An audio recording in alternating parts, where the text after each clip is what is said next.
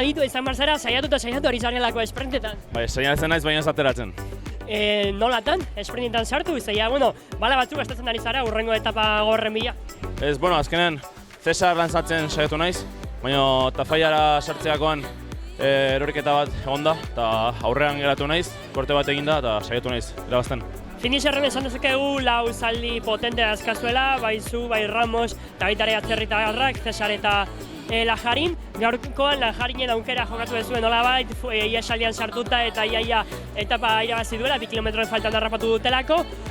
Urrengo etapa gorrak hasten direnen, beste 2-3 zaldien aukera jorratu beharko dituzte. Bihar ikusiko dugu eguna zer moduz joten den, eta saiatuko gara jokatzen.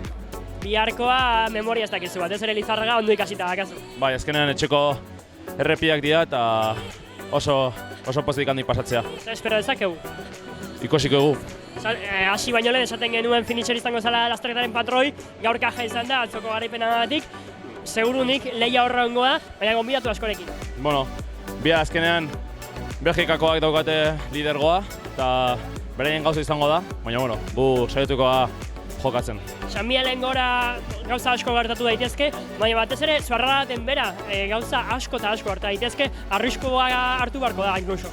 Ibilia guztien zehar zerbait pasatu daiteke eta ikusiko non gertatzen den. Zorionak.